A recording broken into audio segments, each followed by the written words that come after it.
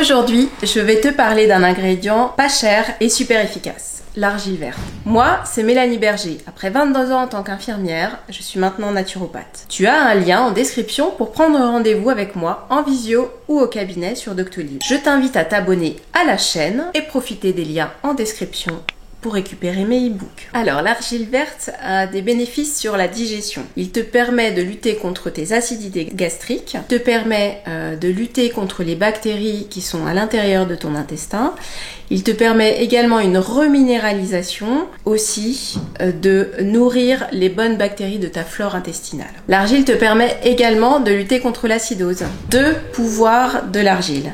Il absorbe les toxines du corps et il adsorbe pour les éliminer avec le transit. Quand utiliser l'argile? En cas d'ulcère gastrique, problème digestif, diarrhée, en cas d'anémie, puisqu'il va t'apporter les minéraux suffisants pour combler ton anémie. Comment préparer ta cure d'argile? Donc la veille au soir, si tu la prends le matin à jeun. La veille au soir, tu prends ta cuillère, tu la remplis d'argile, tu la mets dans ton verre, tu remplis d'eau, tu remues, mets un petit couvercle pour éviter que la poussière ne vienne contaminer ton argile. Tu la mets sur le coin de ton plan de travail et tu attends toute la nuit. Le lendemain matin, tu enlèves ton couvercle, tu mets 2-3 coups de cuillère en bois. L'argile va se remuer et tu vas boire pendant 3 jours juste l'eau d'argile. C'est-à-dire que c'est la suspension d'argile qui est dans l'eau et pas le fond. Le 4e jour, tu vas remuer l'intégralité de ton argile dans ton eau pour bien remuer et là tu bois l'intégralité du verre.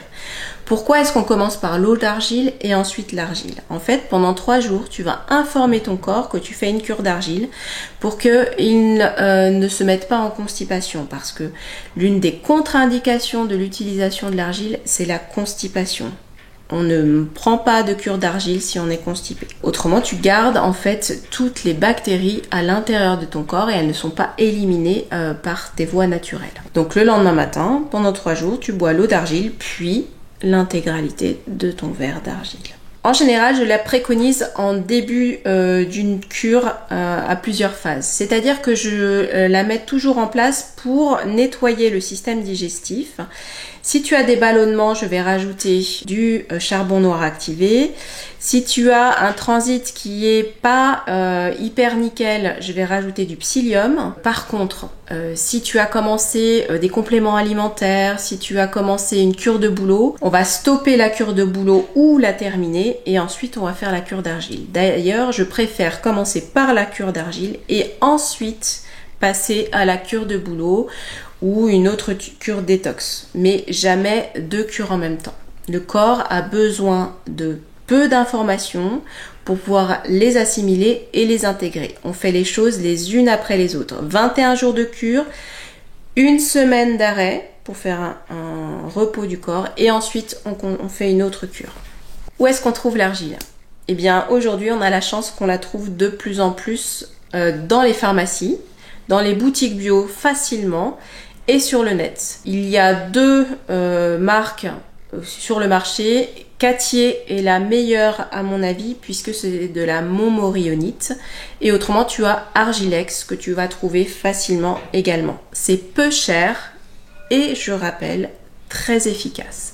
Par contre, attention toujours quand tu prends des médicaments de les prendre très à distance de l'argile, dont la pilule. Quelles sont les autres utilisations de l'argile? Alors, quand elle est hyperventilée comme celle-ci, ça sera plutôt en interne. Mais tu peux l'utiliser aussi en externe.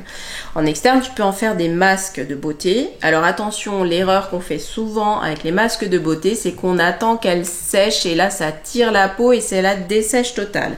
Donc pour un masque de beauté, il faut toujours qu'il reste bien humide et attention de ne pas le faire trop souvent parce que l'argile, elle attire donc toutes les impuretés de ton corps. Donc si tu veux avoir tout plein de boutons, bah fais-le tous les jours, c'est nickel. Non, moi je le dis plutôt 1 fois par semaine et tu fais une cure détox également de l'autre côté. Ensuite, j'aime bien utiliser l'argile en cataplasme. Alors le cataplasme d'argile est très intéressant pour diminuer les douleurs, l'inflammation, les œdèmes. Ça permet aussi d'arrêter les saignements quand tu as une plaie et de cicatriser.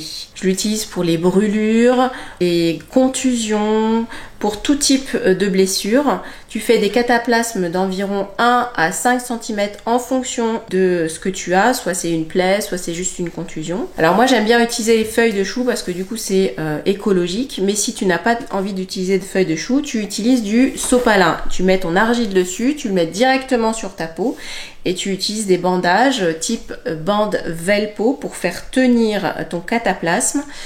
2 heures minimum de pause et dans l'idéal quand c'est des contusions ou des douleurs intenses tu le laisses toute la nuit et tu le changes régulièrement. Dès que ça commence à tirer, chauffer ou gratter, tu l'enlèves. Tu ne nettoies pas avec de l'eau et du savon, surtout pas le savon parce que ça va décaper, mais tu enlèves le surplus.